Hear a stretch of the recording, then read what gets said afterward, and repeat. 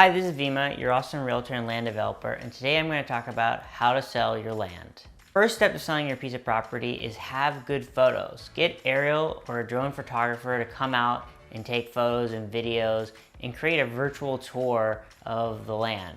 It's difficult to envision what it's like and what you could potentially build on the property without really good photos. The next step is figure out the zoning of your property. Figure out whether it's in the city limits, figure out if it's in the county, because there's different aspects you need to keep in mind in zoning and what you can and cannot do on the property. And is it zoned residential, multifamily, commercial, industrial? Figure those things out because it's one of the biggest aspects of determining the value of your property and how much you can sell your property for. The next step is to figure out what utilities you have on the property. In general, the more utilities you have going to the property, the better. So figure out if you have water going to the property, figure if you have electricity going to the property, figure out if you have septic or city sewer going to the property. Also check to see if you can get internet available to the property too. That's something that people kind of forget a lot of the times. Figure out which of these utilities you have, which of the utilities you wish you had, because these are the kind of things that help determine the value of your land. The next step for your land is try to remove all the brush or any type of trash or debris that is on the property. Because when your buyers come out to take a look at it, they want to see a pretty property.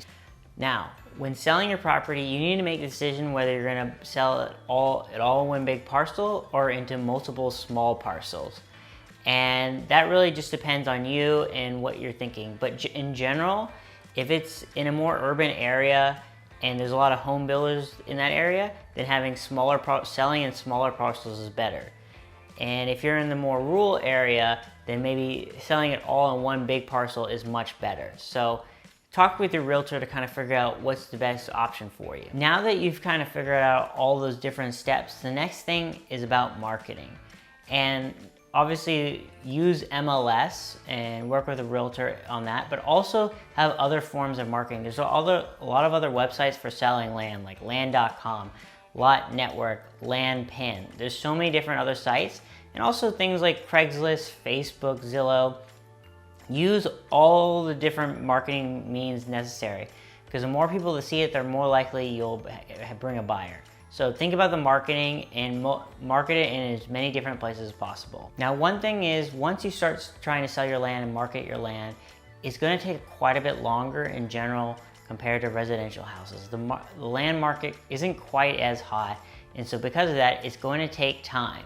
Typically when selling land, at least in the Austin area, it can take anywhere from 30 to 90 days before you get an offer. So be patient when it comes to selling land and don't be too concerned too quickly. In general with land, most people pay in cash because it's really difficult to get a loan. And so if you're trying to sell your land, another thing you can do to make your land more attractive is by offering seller financing. And seller financing is when you become the bank and you give a loan to your buyer.